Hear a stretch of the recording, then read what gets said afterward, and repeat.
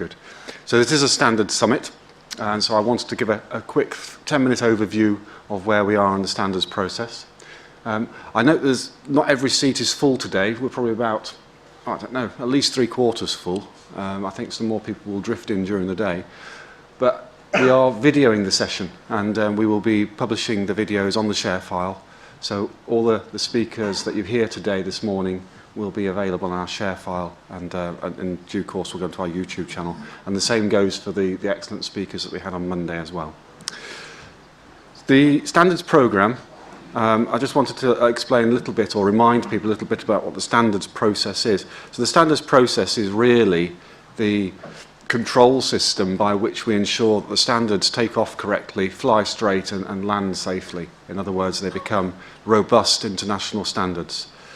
The Standards Committee is the body of people that is made up from our members and our chapters. So every member and every chapter has representation on the Standards Committee, and their job is to ensure or to vote on whether they think the standards development is flying straight through the process, and to authorise the continuation of that flight path.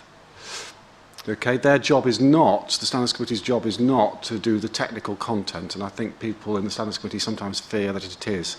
So when we go out and we ask the Standards Committee to vote on the progress of our standards development, the Standards Committee, it's important that you do vote and exercise your vote, because it's an important part of your membership.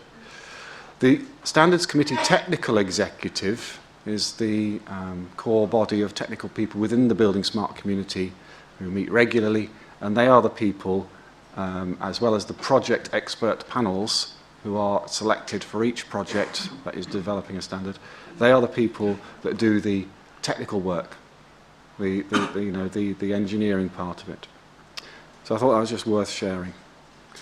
In terms of our portfolio, at our core, yes, we are providing standards, but it's not just about standards. We're also providing solutions. Some of the things that come out from the working parties that we have are technical reports, and they drive further innovations. And we're also about engaging innovators. This summit, for example, has driven a lot of engagement during the week, and I think during the courses between the summits, there's a lot of material and activity going on, which is about bringing people into the community. In fact, we had a meeting until late last night on developing the technical site and the user forum for buildingSMART. So that's another development that's going to be coming forward very shortly. And I think the other thing I wanted to just explain is that if we look at if we look at any asset life cycle, from design through to operate and maintain, which actually is the four rings of buildingSMART. That's what they represent. I think the user community, the industry, knows how to manage that. Well, I think we know that the user community knows how to manage that. And what they want is they want the ability to make the right decision at the early stages about the approach they should be taking with their asset through the design and procurement and assembly and operate. Because what they want is to be able to achieve the desired benefits, their goals, their aims for their business and their asset at the various points. And I think what BSI do is we're the forum that enables all the information to be available to them to make those right decisions. And if I think about some of the activities that are going on within buildingSMART at the moment, the airport room is very much a user, value-driven engagement.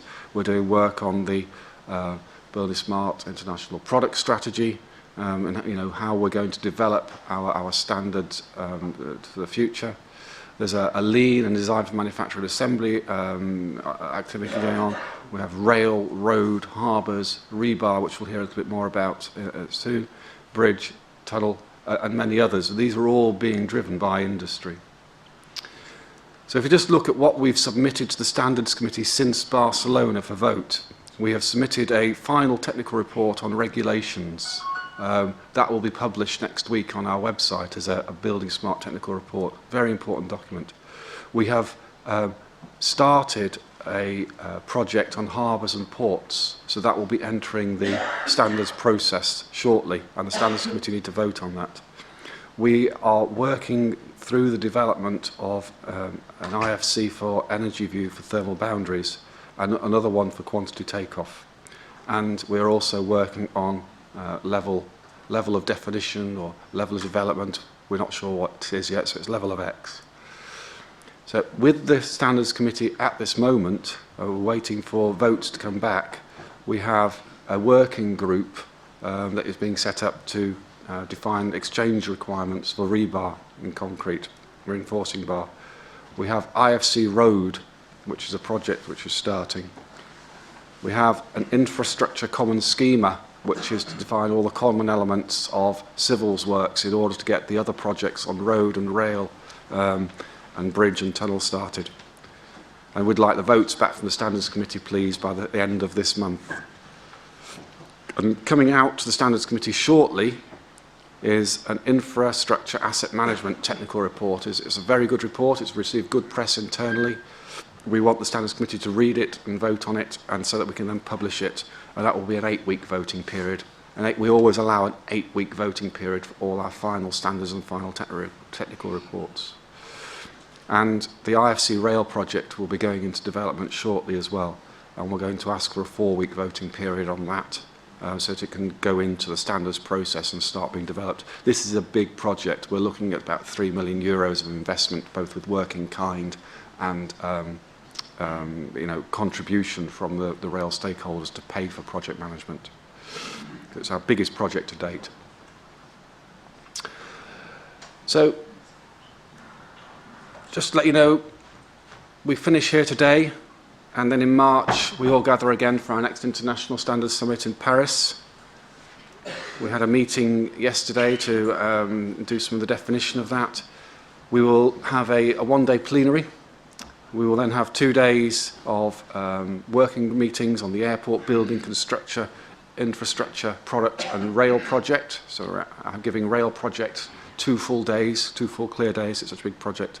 And then we're going to have a half-day plenary in the morning on the Thursday. We'll be located at a venue, La Défense, where BIM World is happening. So people will be able to go to BIM World in the afternoon. I'm told it's not much like Disneyland, but despite the name. So that's all we want to say about the standards programme today. You will hear some summaries of the rooms this afternoon from the room leaders in terms of what's happened this week, what actions have gone on, and what the next steps and future workload is. But for now, I'm going to hand over to our first speaker. So, James, can you come and do the changeover for me?